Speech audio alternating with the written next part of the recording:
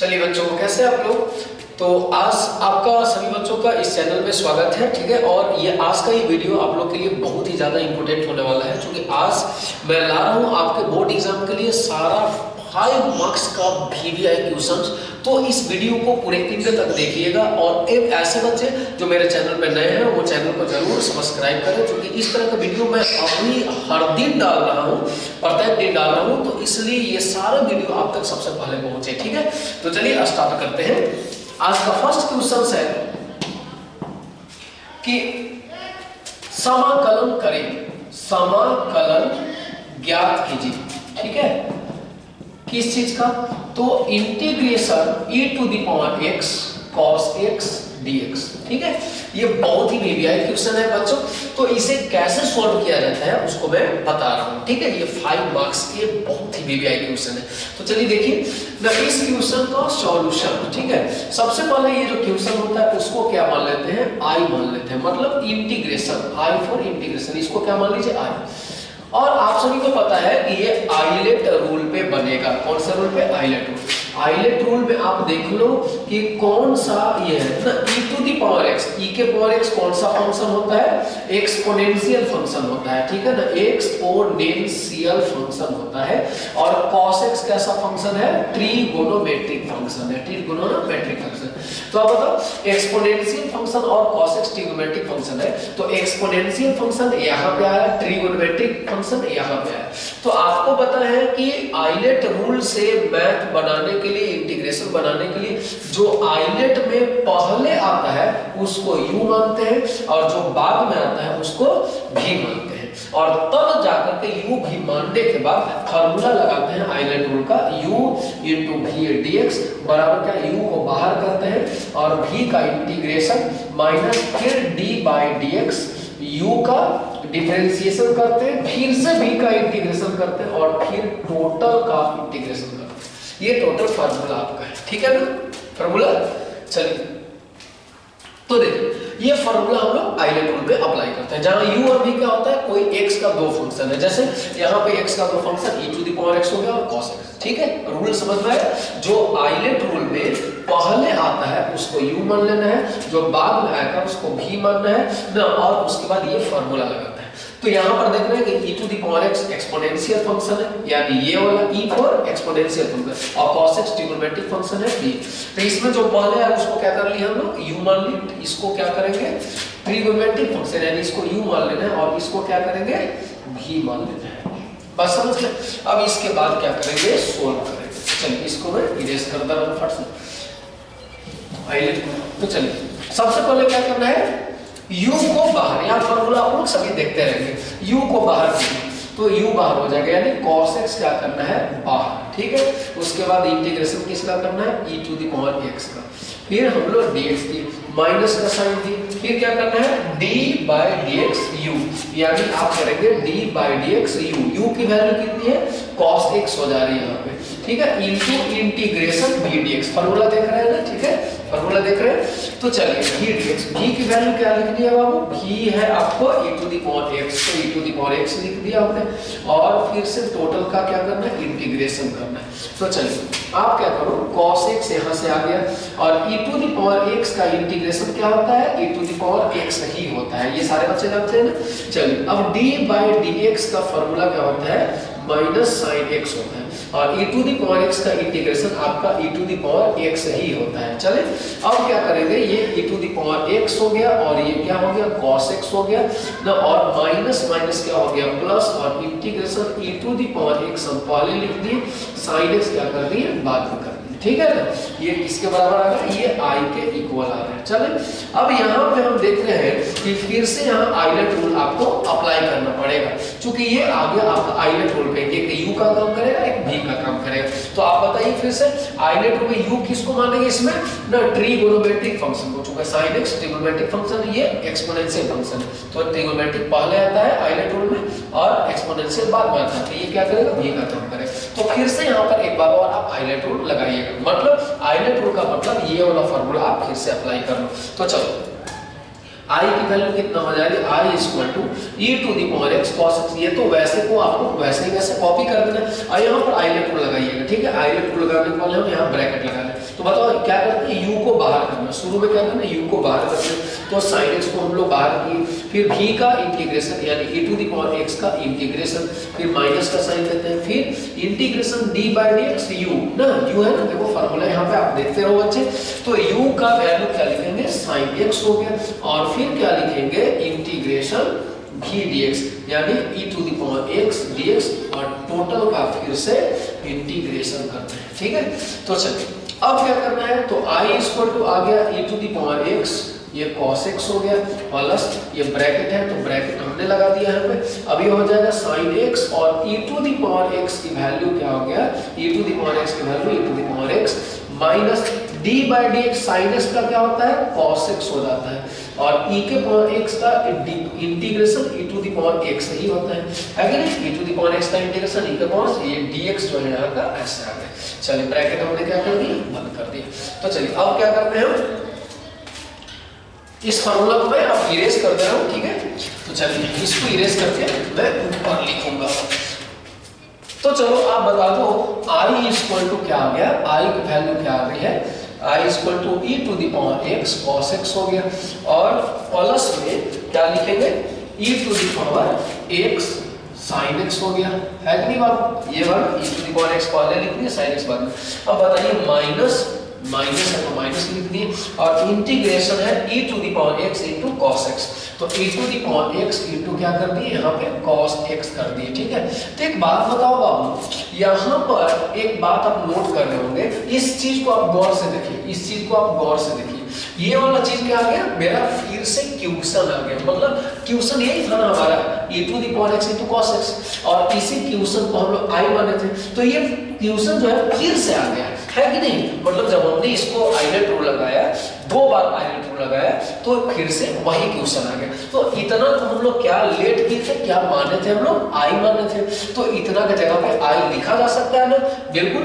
तो चलिए हम लोग इसके जगह पे आई लिख देंगे, तो आई इक्वल टू क्या हो जाएगा, यहाँ पर देखो e to the power x, और क्या हो जाएगा, यहाँ पर कॉमन ले लो, cos x हो जाएगा और sin x हो जाएगा, और इसको क्या लिखना है, माइनस इतना पूरा को क्या लिख देना, i लिखना है ना, क्योंकि ये किसके बराबर है, i के बराबर है।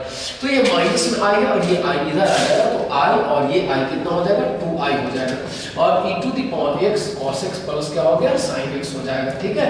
चलिए तो यहाँ से हमको वैल्यू किसका निकालना है, i का वैल्यू, तो i निकलेगा कितना, तो ये 2 जो होगा वो क्या आ जाएगा, डिवाइड में आ जाएगा, तो डिवाइड में आएगा तो क्या e टू द पावर आप लिख सकते हैं x, और यहाँ y में 2 कर दीजिए, और cos x प्लस क्या हो जाएगा, sin x हो जाएगा, तो यही क्या हो जाएगा, आपका आंसर हो जाएगा। बस समझ रहे हैं, i की वैल्यू निकल, i को चूंकि ये क्वेश्चन को क्या माना था हम लोग, i, हमें तो इसी का वैल्यू निकालना था, इसलिए i की वैल्यू कितना है, कितना, ठीक है।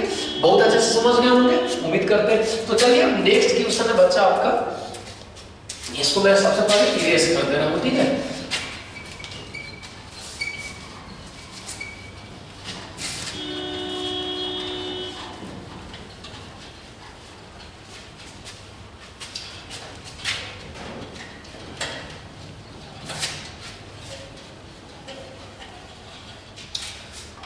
तो चलिए देखिए नेक्स्ट क्वेश्चन आपका है कि यदि सेकेंड नंबर क्वेश्चन है आज का, यदि x to the power y equal to y to the power x हो तो dy बाय dx निकालें। क्या निकालना है, dy बाय dx निकालें, ठीक है। चलिए ये क्वेश्चन है आपका, ये 5 नंबर का बहुत अच्छा क्वेश्चन है, डिफरेंशिएशन से रिलेटेड है, तो इसको कैसे सॉल्व करेंगे, तो आइए देखिए। तो सबसे पहले देखो सॉल्व करने के पहले मैं बात बता दूं, एक थ्योरी है, एक कांसेप्ट है कि अगर वेरिएबल के पावर आपको वेरिएबल दिखा दे, यहाँ पर देखो x भी क्या है, वेरिएबल है, y भी क्या है, वेरिएबल है, तो वेरिएबल का पावर क्या है, वेरिएबल हो गया। यहाँ पर भी y भी वेरिएबल है, x भी वेरिएबल है, तो वेरिएबल का पावर वेरिएबल। तो अगर आपको क्वेश्चन में कहीं वेरिएबल का पावर वेरिएबल दिखाई देता है, तो आप क्या करिएगा, दोनों तरफ लॉग ले लेते हैं, ठीक है ना, दोनों तरफ लॉग लेकर के बनाइएगा, बस समझ रहे हैं। तो यहाँ वेरिएबल का पावर वेरिएबल कहीं पर भी अगर आपको दिखाई दे वेरिएबल का पावर वेरिएबल, तो आप दोनों तरफ लॉग लेकर के बनाइएगा। तो चलिए सॉल्यूशन स्टार्ट करते हैं हम लोग, ठीक है। तो चूंकि क्या दिया हुआ है, चूंकि x to the power y बराबर y to the power x है, क्या करेंगे हम लोग दोनों तरफ ना लॉग लगा रहे हैं। टेकिंग लॉग बोथ साइड, दोनों तरफ लॉग लगाने पर। तो लॉग लगा दीजिए, यहाँ पर क्या कर दिए लॉग लगा, x टू द पावर क्या हो गया y, और यहाँ पर लॉग लगा दिए तो y टू द पावर क्या हो गया x हो गया, है ना। चलिए अब क्या करेंगे, जैसे आप जानते हैं कि जो लॉग में पावर में रहता है वो क्या होता है गुणा में आ जाता है, तो ये हो जाएगा y इंटू लॉग x हो जाएगा। यहाँ पर लॉग में जो है पावर में क्या आता है गुना में आ जाता है, ठीक है ना। तो x इंटू लॉग y, कौन सा फार्मूला कैसा होता है, तो देखो यहाँ फार्मूला मैंने लिख दे रहा हूँ, m टू दी पावर अगर n होता है फार्मूला में, तो याद रखिए जो पावर होता है वो आगे आ जाता है और ये क्या होता है लॉग m होता है। ये फार्मूला पे यहाँ पे मैंने पुट किया। अब जब लॉग लगा देते हैं, लॉग का फार्मूला अप्लाई हो गया, उसके बाद आप क्या कीजिएगा, आप क्या कीजिएगा डिफरेंशिएशन स्टार्ट कीजिएगा। तो अब लिखिएगा डिफरेंशिएट ना both side with respect to, both side with respect to x, with respect to x। तो चलिए यहाँ पर क्या करेंगे, आपको पता है ना u इंटू v का डिफरेंशिएशन पढ़े होंगे फॉर्मूला आप लोग, ये d by dx u into v का फॉर्मूला होता है। एक बार u को बाहर कर लेते हैं, फिर v का डिफरेंशिएशन, फिर एक बार v को बाहर करो तो u का डिफरेंशिएशन करते हैं। ये फॉर्मूले पे आप अप्लाई कर लीजिए। तो एक को u मान लो, दूसरे को v मान लो। तो चलिए क्या करो, y को हम लोग बाहर करते हैं तो d बाय dx किसका log x का हम लोग डिफरेंशिएशन करेंगे। चलिए y बाहर हुआ तो log x का डिफरेंशिएशन। अब क्या करेंगे, अब log x को बाहर कर लो तो y का डिफरेंशिएशन कर लिए तो d बाय dx क्या y हो गया, ठीक है। उसी तरह से यहाँ पे कर लो, यहाँ x इंटू लॉग y है तो क्या पहले x को बाहर करो, मतलब एक को बाहर करो, इसको एक को बाहर करो तो इसका डिफरेंशिएशन, तो d बाय ds क्या लिखेंगे log y, ठीक है ना। चलिए मतलब x को बाहर कर दें log y का डिफरेंशिएशन, फिर log y को बाहर रखो, मतलब log y को बाहर रख लो और फिर क्या x का डिफरेंशिएशन कर लो, ये x का, तो d बाय ds क्या हो जाएगा x हो जाएगा, ठीक है। तो चलिए डिफरेंशिएशन करते हैं, y d by dx log x का डिफरेंशिएशन कितना होता है 1/x होता है।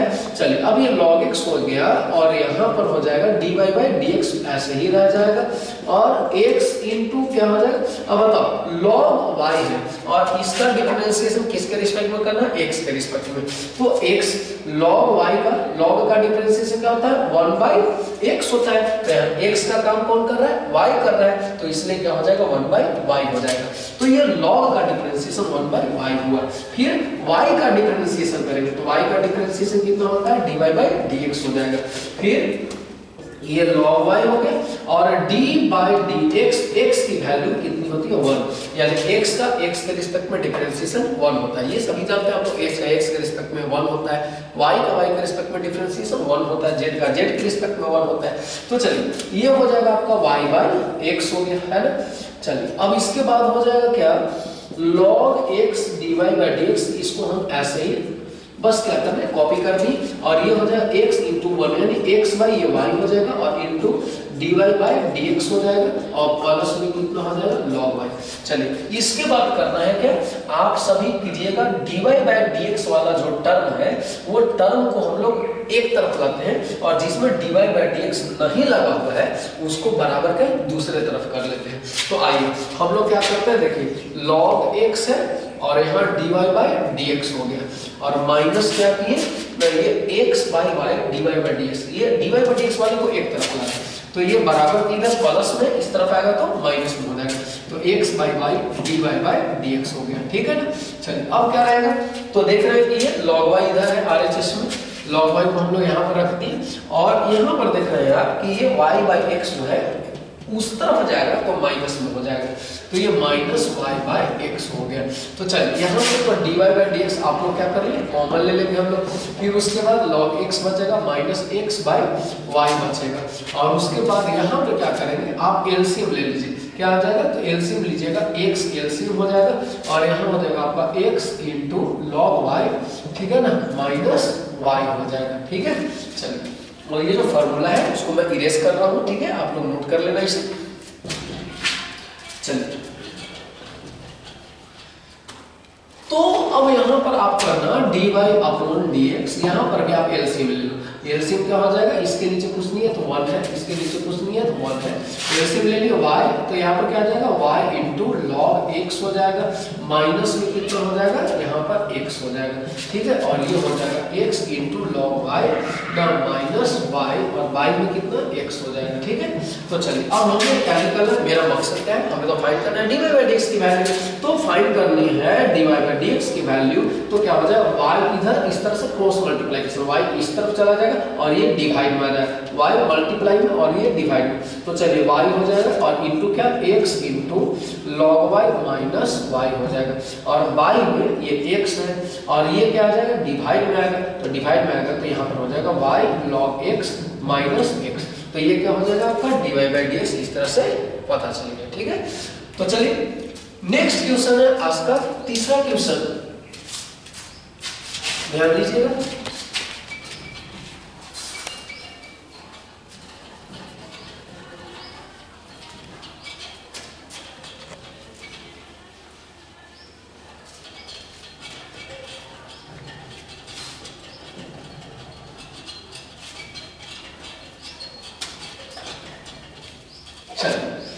तो आपका थर्ड क्वेश्चन से हल कीजिए। अब हल क्या करना है, तो आइए देखते हैं।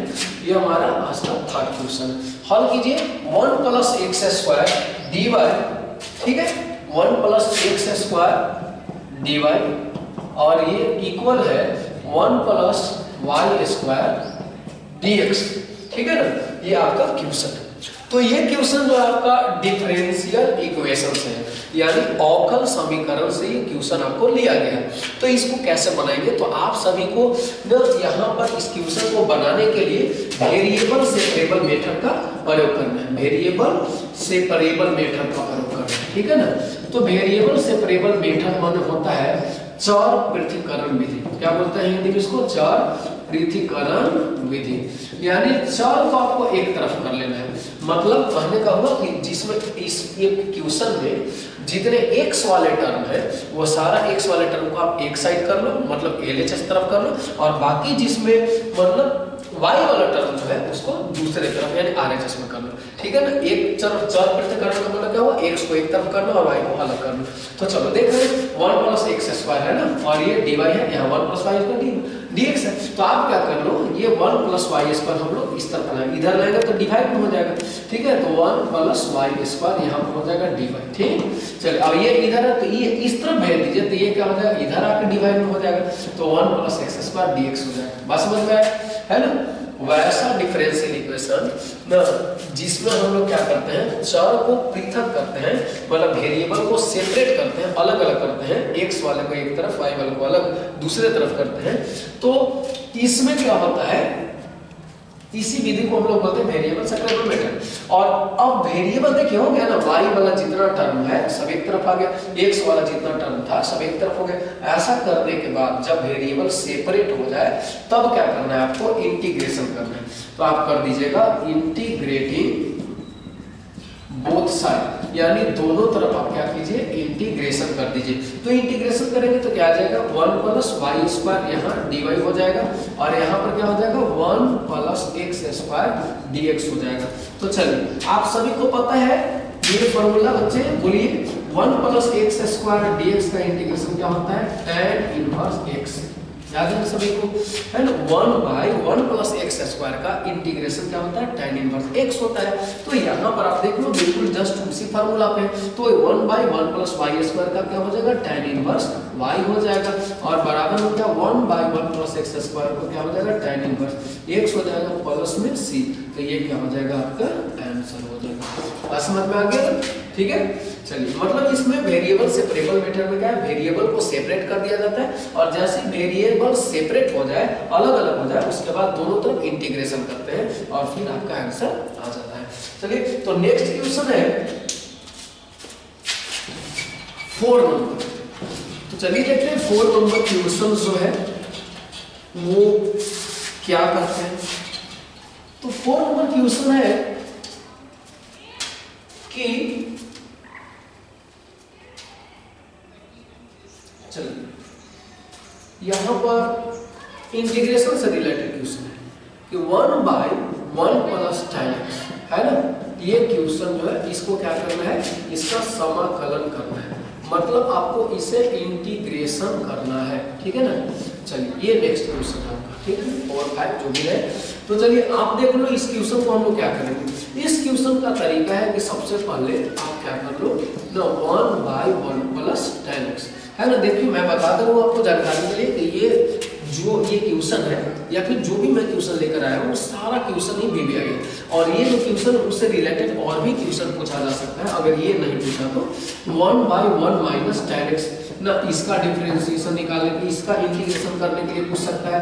1/1 प्लस cot x इसका पूछ सकता है ना, 1/1 माइनस cot x इसका पूछ सकता है।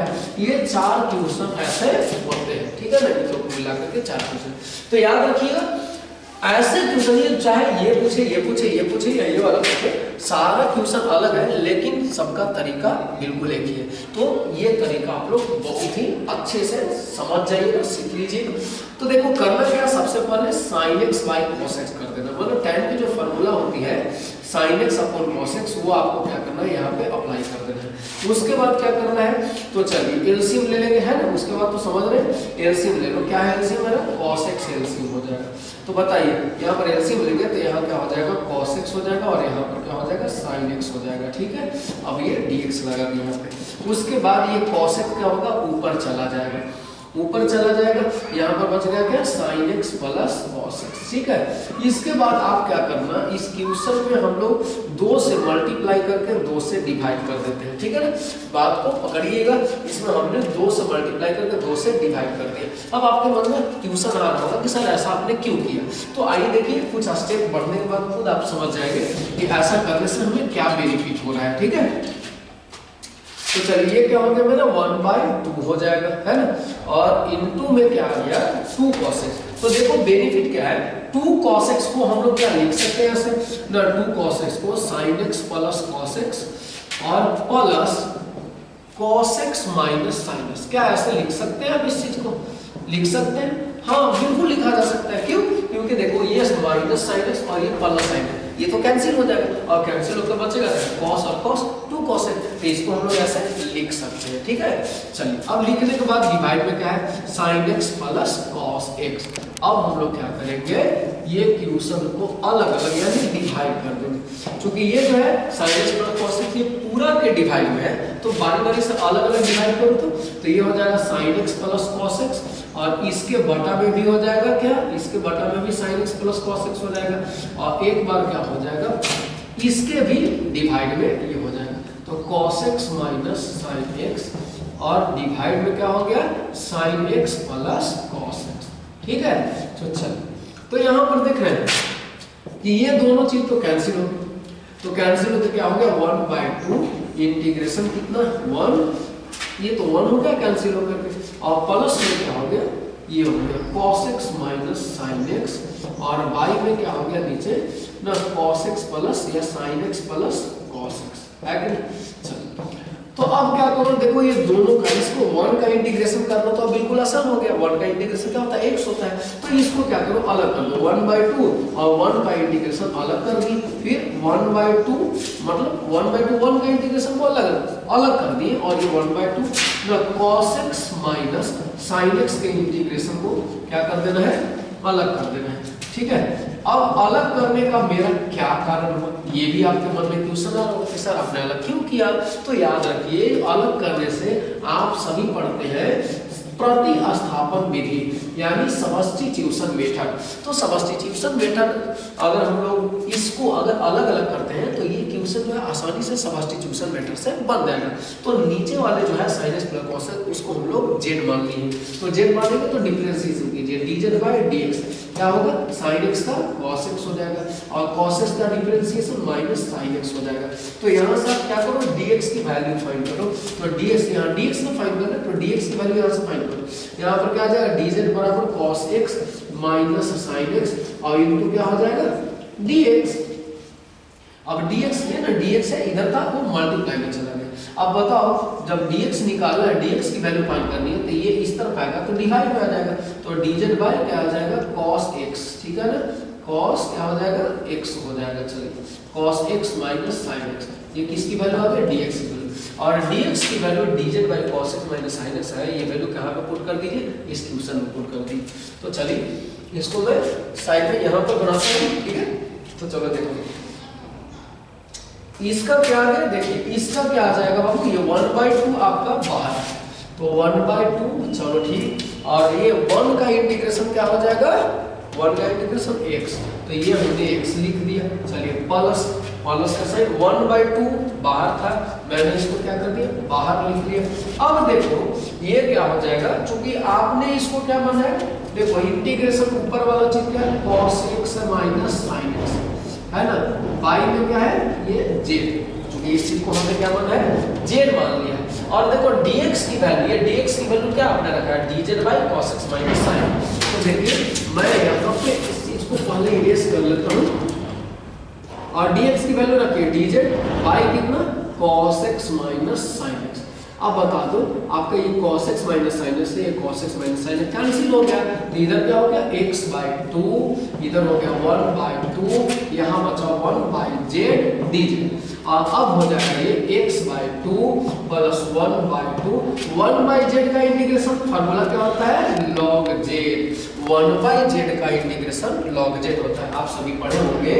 1/x का इंटीग्रेशन क्या होता है बच्चे, log x होता है, ये फार्मूला याद रखना, ठीक है। तो इसी फार्मूला पे 1/z का log z लिख दिया, प्लस में c हो गया। चलिए अब क्या हो जाएगा बाबू, तो यहाँ से x/2 प्लस 1/2 log, लास्ट में ये z जो है, z की वैल्यू यहाँ से रख देना है, तो z आप किसको लेट की, किसको माने, sin x plus cos x को, तो यहाँ पर लिख दीजिए sin x plus cos x, तो ये क्या हो जाएगा आपका प्लस c, ये क्या हो जाएगा आंसर, बस समझ में आया, ठीक है। चलिए तो यानी देखिए अगर इस तरह का 1 प्लस 1/1 प्लस tan x आ जाए, 1/1 माइनस tan x आ जाए ना, 1/1 माइनस cot x आ जाए, और 1/1 प्लस माने ऐसा ऐसा कोई भी क्वेश्चन आएगा माइनस प्लस करके, ठीक है ना, कौन सा 1/1 minus cot x, 1/1 plus cot x आ जाए ना, 1/1 माइनस tan x आ जाए, तो इस तरह का कोई भी क्वेश्चन रहेगा तो बिल्कुल इसी प्रोसेस से बनाना है, ठीक है ना। तो चलिए नेक्स्ट क्वेश्चन आपके लिए है, इसको मैं रेज कर लेता हूं, उसके बाद नेक्स्ट क्वेश्चन हम लोग पढ़ेंगे।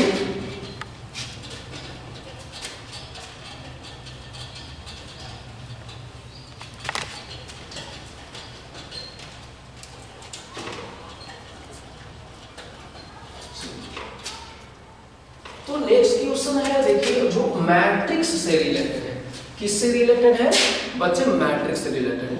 यदि a is equal to, a की वैल्यू क्या दी हुई है, 1 2 3 4, क्या है 1 2 3 4, तो फाइंड करना है, मतलब ज्ञात कीजिए, क्या ज्ञात कीजिए, क्या ज्ञात करना है बच्चे, तो ज्ञात करना है हमें a square plus 3a plus 2i की वैल्यू, ठीक है ना, इतना का वैल्यू ज्ञात करना है, ठीक है ना, मतलब इतना का जो वैल्यू है, इतना का जो मान आएगा वो कितना आएगा, ठीक है, a स्क्वायर प्लस 3 प्लस 2। तो देखिए ये क्वेश्चन जो है अच्छा क्वेश्चन है, बहुत इंपॉर्टेंट है। तो इसमें क्या होता है a स्क्वायर, अगर a स्क्वायर की अगर वैल्यू आपको फाइंड करनी है, सबसे पहले देखो आपको फाइंड क्या करना है, a square plus 3a plus 2i, simple सी बात है, आपको फाइंड करना है a square plus 3a plus 2i। तो आप क्या कर लो कि सबसे पहले a स्क्वायर का वैल्यू फाइंड करो, फिर 3a की वैल्यू फाइंड कर लो, फिर 2i की वैल्यू फाइंड कर लो, और ये सारा वैल्यू फाइंड करने के बाद सबको क्या कर दो, ऐड कर दो आप। तो देखिए हम पहले करेंगे a स्क्वायर की वैल्यू फाइंड करें, तो a स्क्वायर इक्वल टू क्या होता है, a इंटू a होता है। अब यहाँ पर देखिए a इंटू ए यानी 1 2 3 4, ये a हो गया, इंटू में क्या बोला, फिर से a लिखना है ना, तो 1 2 3 4। चलिए तो मल्टीप्लाई करने के लिए कैसे, आप सभी जानते हैं मल्टीप्लाई करना कैसे किया जाता है, तो हम लोग करते हैं, देखिए ये फर्स्ट रो है, फर्स्ट रो से किस में मल्टीप्लाई करते हैं, फर्स्ट कॉलम में मल्टीप्लाई करते हैं, फर्स्ट रो फर्स्ट कॉलम, तो 1 से 1 में, यानी कितना आएगा 1 इंटू 1, और फिर 2 से 3 प्लस 2 इंटू 3, है ना, फर्स्ट रो फर्स्ट कॉलम, फिर फर्स्ट रो से सेकंड कॉलम में गुना कीजिए, फर्स्ट रो सेकंड कॉलम, 1 से 2 में, तो 1 इंटू क्या हो जाएगा 2, और फिर 2 से किस में 4 में, तो 2 इंटू कितना आ गया 4 हो गया। चलिए उसके बाद क्या करना, सेकंड रो से फर्स्ट कॉलम में कीजिए, सेकंड रो से फर्स्ट कॉलम, तो 3 से 1 में होगा, मतलब फर्स्ट वाले को फर्स्ट से करना, सेकंड वाले को इसके सेकंड से करना है, तो सेकंड रो फर्स्ट कॉलम 3 से 3 में, तो 3 से किस में करना है 1 में, और प्लस 4 से 3 में, ठीक है। चलिए इसके बाद सेकेंड रो सेकेंड कॉलम, तो 3 से 2 में और 4 से 4 में, तो क्या आएगा 3 × 2 और 4 × 4 आ जाएगा। तो ये वैल्यू आपकी कितनी हो गई बता दीजिए। ये वैल्यू हो गया, देखिए आप मल्टीप्लाई करो 3 to the 6, ये 6 और यहाँ पर एक 7, ये 7 हो गया। ये कितना आएगा, ये 10 हो जाएगा। ये कितना वैल्यू हो जाएगा, 15 वैल्यू हो जाएगा। और ये कितना होगा, 22 वैल्यू हो जाएगा। बस समझ गए। चलिए अब वैल्यू a स्क्वायर की तो वैल्यू हमने पता कर ली। अब क्या करनी है, 3a की वैल्यू फाइंड करनी। तो चलिए 3a की वैल्यू कितनी होगी, तो 3a की वैल्यू 3 और इनटू 3 × a की वैल्यू कितनी है 1 2 3 4। चलिए तो वैल्यू फाइंड कर लो आप। 3 से क्या सारा मल्टीप्लाई होगा, 3 से 1 में तो 3 हो जाएगा, 3 2 6 हो जाएगा, 3 3 9 हो जाएगा और 12 हो जाएगा। चलिए अब चलिए यहाँ पर क्या वैल्यू फाइंड करनी है, 2i वैल्यू फाइंड। तो 2 ऐसे ही रहेगा। और i का मतलब होता है बच्चे यूनिट मैट्रिक्स। i का मतलब क्या होता है, यूनिट मैट्रिक्स यानी इकाई अवयव। तो इकाई अवयव मतलब कि जितना, अब बोलिए यहाँ पर क्या लेंगे 1 0 0 1, ये इकाई मैट्रिक्स। अब बोलिएगा सर आप इकाई अवयव जो है ये 2x2 ऑर्डर का ही क्यों ली है ना, 3x3 ऑर्डर का हम क्यों नहीं लिए। तो याद रखिए ऐसा क्वेश्चन में अगर इस तरह का कोई क्वेश्चन दिया हुआ हो और यहाँ पे आई अगर लेने की बात आ रही हो तो आई आपको उसी ऑर्डर का लेना है ना जितना ऑर्डर का ए है। मतलब ए की जो ऑर्डर होगी वही आई की भी ऑर्डर होनी चाहिए, ये मस्ट है, ये जरूरत है। इसलिए हमने क्या किया, चूंकि ए की ऑर्डर कितनी है यहाँ पे 2x2 ऑर्डर की मैट्रिक्स है ये, इसलिए हमें यूनिट मैट्रिक्स जो आई होगी उसको भी हमें कितना लेना पड़ेगा 2x2 ऑर्डर का ही लेना पड़ेगा। ठीक है, तो चलो आप मल्टीप्लाई कर दो, क्या आ जाएगा 2 से 1 में मल्टीप्लाई करेंगे ये 2 हो जाएगा और ये 0 हो जाएगा, ये 0 हो जाएगा, ये 2। अब बता दो सारा चीज तो हम लोग फाइंड कर लिए, a स्क्वायर 3a 2i इन सब का वैल्यू हमने फाइंड कर लिया, a स्क्वायर फाइंड कर लिया, 3a फाइंड कर लिया, 2i फाइंड कर लिया। अब हमें करना क्या है, तो भैया इसको हमें जोड़ देना है। तो करेंगे क्या, नाउ मतलब अब क्या करना, a स्क्वायर प्लस 3a और प्लस 2i इसको वैल्यू फाइंड करना। तो इतना बराबर क्या हो जाएगा बोल दो, a स्क्वायर, तो a स्क्वायर के सामने a स्क्वायर की वैल्यू रख दो। a स्क्वायर की वैल्यू क्या फाइंड किया हमने ना, 7 10 15 22 प्लस 3a की वैल्यू क्या फाइंड की है, 3a की वैल्यू है कितना 3 6 9 12। फिर 2i की वैल्यू हमने कितना फाइंड किया है, तो 2i की वैल्यू है 2 0 0 2। तो चलिए सभी को क्या कर दो, ऐड कर दो, ऐड कर दो आपको, ठीक है ना। तो ऐड कैसे किया जाता है, मैट्रिक्स को ऐड करने के लिए पता है ना, सारे कॉरेस्पॉन्डिंग टर्म को जोड़ा जाता है। यहाँ 7 है तो यहाँ पे किसको ऐड करेंगे 3 को, और यहाँ पे इसको 2 को, तो 7 3 10 और 10 और 2 12 हो गया। ठीक है, चलिए अब इस कॉर्नर पे, तो यहाँ पर कॉर्नर पे देखना, तो ये वाला कॉर्नर को जोड़े, तो 10 और इसका 6 तो 16 और इसका 0 क्या हो जाएगा 16 हो गया। यहाँ पर 15 और 9 कितना आ जाएगा 24 और 24 प्लस 0 तो ये क्या 24 ही रहेगा। और ये 22 है और प्लस में क्या 12 और प्लस में 2 तो कितना होगा 22 और 12 34 हो गया, और 34 और ये 2 36 हो जाएगा। कोई दिक्कत, तो ये क्या हो जाएगी आपके आंसर हो जाएगा। ठीक है ना। चलो अब सबसे बात जो ध्यान देने वाली है इस क्वेश्चन में वो ये है कि कभी कभी जो है आपको ये क्वेश्चन जो है यहाँ पे आई लगाकर नहीं देगा। मतलब क्या, तो मतलब देखिए मैं समझा रहा हूँ तुरंत। जैसे ऐसा क्वेश्चन पूछते वक्त आपसे ऐसा भी हो सकता है कि यहाँ पे आई न दे, सिर्फ आपको बोले कि a square plus 3a plus 2 की वैल्यू फाइंड करें, इतना का वैल्यू आपको फाइंड करना है। तो आप समझिएगा कि सर इसका वैल्यू a स्क्वायर का वैल्यू सर कुछ मैट्रिक्स आएगा ना, 3a का वैल्यू भी जो सर हम लोग मैट्रिक्स से निकाल लेंगे, लेकिन सर 2 का वैल्यू क्या होगा। मान लीजिए देखो a स्क्वायर की वैल्यू आपने फाइंड किया था ना, a स्क्वायर की वैल्यू क्या है 7 10 15 और 22 फाइंड किए, 3a की वैल्यू फाइंड किए थे 3 6 9 और 12 और 2 की वैल्यू, तो 2 कैसे जोड़िएगा, ये इन लोग को तो ऐड कर दीजिएगा। ये 7 3 है सर, ये सब कॉरेस्पॉन्डिंग टर्म है, सामने सामने संगत पद है, इन लोग को जोड़ देंगे, लेकिन 2 को कैसे जोड़ा जाएगा सर इसमें, है ना। तो याद रखिए ऐसा क्वेश्चन जो है वो अगर इस तरह का क्वेश्चन अगर आपको आता है तो वहां पर अपने से आप क्या लगा लीजिएगा, आई लगा लीजिएगा। बस समझ रहे हैं। अगर किसी क्वेश्चन में आई अगर ऐसा मान लेते हैं, ऐसा है ना ए स्क्वायर है ना प्लस 3a प्लस 2 दिया हुआ है ना, ए स्क्वायर है माइनस 2a प्लस 7 दिया हुआ। तो इसका मतलब क्या हुआ, आपको अपने से यहाँ आई लगाना है, यानी एक इकाई अवयव आपको अपने से लगाना है। और आई का मतलब क्या, वैसा इकाई अवयव जितना ऑर्डर का ना मैट्रिक्स ए रहता है। अगर ए है 2/2 ऑर्डर का मैट्रिक्स तो आई की वैल्यू कितनी होगी, 2/2 ऑर्डर की इकाई अवयव होनी चाहिए। और ए अगर 3/3 ऑर्डर की अवयव है तो आई भी 3/3 ऑर्डर की इकाई अवयव होनी चाहिए। ठीक है, तो चलिए नेक्स्ट क्वेश्चन है। नेक्स्ट क्वेश्चन क्या है वो देखते हैं।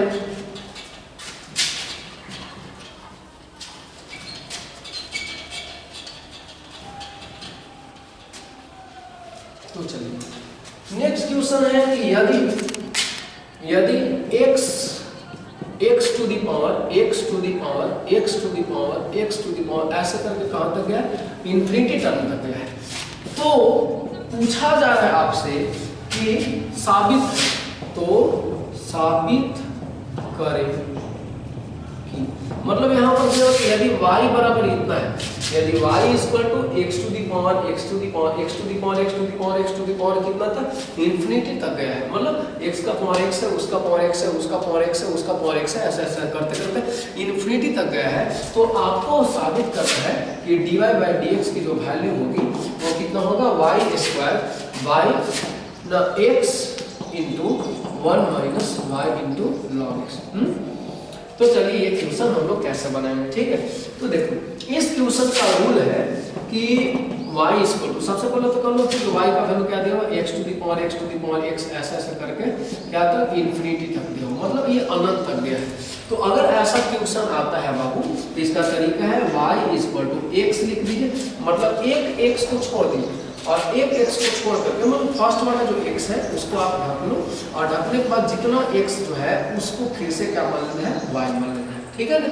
मतलब शुरू वाले x को क्या कर लो, आप ढक लो और उसके बाद जितना x आता है उसके बदले y लिख दीजिए, ठीक है ना। ठीक, मतलब जो अगर क्वेश्चन को y माने हैं तो क्या मानना है y, अगर इस क्वेश्चन को z मानते हैं तो एक x को ढक करके बाकी सबको z मानते हैं। अगर क्वेश्चन को यहाँ पर p मानते तो एक x को ढककर बाकी को p मान लेते, ठीक है। मतलब जो क्वेश्चन को माना गया y तो आपको बाकी x एक को ढककर बाकी को क्या करना है, y ही मान लेना। और उसके बाद जानते हैं ना कि चूंकि वेरिएबल का पावर वेरिएबल आता है तो आपको क्या करना है, दोनों तरफ लॉग लगाना होता है, ठीक है। तो यहाँ पर आप देख रहे हैं कि वेरिएबल का पावर वेरिएबल है तो क्या करेंगे आप, टेकिंग लॉग बोथ साइड, आप क्या कर देंगे, लॉग लगा देंगे। तो यहाँ हो जाएगा, देखिए लॉग इधर लग गया तो ये हो गया लॉग y, और इधर लॉग लग गया तो इधर हो जाएगा log x to the power y हो जाएगा, समझ रहे हैं। तो चलिए कैसे करेंगे आप, तो लॉग y हो गया। तो आप सभी जानते हैं कि जो लॉग में पावर में होता है कहाँ पे आ जाता है, गुना में आ जाता है। तो ये हो जाएगा y पावर में तो गुना में आ गया, y लॉग x हो गया। अब क्या करेंगे, जब हम लोग बताए थे कि लॉग लगाने के बाद जैसे लॉग का फार्मूला अप्लाई होता है उसके बाद आपको क्या करना है, डिफरेंशिएशन करना होता है। तो दोनों तरफ क्या कर दीजिए, डिफरेंशिएट बोथ साइड, यानी दोनों तरफ डिफरेंशिएशन करना है, किसके रिस्पेक्ट में, विथ रिस्पेक्ट टू x। तो चलिए यहाँ पर क्या करो, log y का, तो log y का डिफरेंशिएशन कर दो आप, है ना। तो log y का हो जाएगा, और इधर y इंटू किसका, log x का डिफरेंशिएशन करना है। तो बताओ log y का, तो log y का डिफरेंशिएशन क्या होगा, 1/x, फार्मूला जानते हैं, log x का डिफरेंशिएशन का फार्मूला क्या होता है, 1/x होता है। तो log y का कितना हो जाएगा डिफरेंशिएशन, 1/y हो जाएगा, और फिर y का डिफरेंशिएशन कितना होगा, dy/dx। चलिए यहाँ पर तो u इंटू v का काम करेगा ना, एक को मतलब एक u का काम करेगा, एक v का काम करेगा। तो पहले आप क्या करो, एक को बाहर करो, मतलब u को बाहर करो, तो y को बाहर किए तो log x का डिफरेंशिएशन निकालेंगे, तो log x का डिफरेंशिएशन 1/x होता है। फिर क्या करो, चलिए एक बार y को बाहर किए तो log x का डिफरेंशिएशन हुआ, अब log x को हम बाहर कर लेते हैं तो y का डिफरेंशिएशन निकालेंगे, और y का डिफरेंशिएशन क्या होता है, dy/dx। इसके बाद जानते हैं आप लोग कि dy/dx वाला जो टर्म होता है उसको क्या करते हैं बच्चे लोग, एक साइड कर लिया जाता है। dy/dx वाले टर्म को क्या करता है, एक साइड करते हैं। तो ये 1/y dy/dx, और dy/dx किसमें, देखिए इसमें लगा हुआ है, तो क्या कर लीजिए इसको भी इस तरफ ले जाइए, तो log x हो जाएगा इंटू dy/dx हो जाएगा, और ये बराबर क्या हो गया, y/x।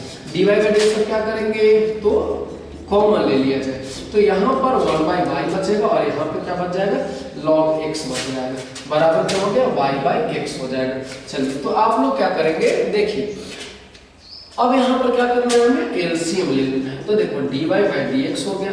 अब एलसीएम लेंगे बच्चे, तो यहाँ पर कुछ नहीं है तो 1 बचा हुआ है, तो आपका एलसीएम 1 और y का क्या हो जाएगा, y हो जाएगा, होगा ना। और y से y क्या हो जाएगा, कैंसिल, तो यहाँ बचेगा 1, फिर 1 × y, y से इसमें मल्टीप्लाई करो तो y क्या हो जाएगा, y × log x हो जाएगा, और इतना बराबर क्या हो जाएगा, y/x हो जाएगा।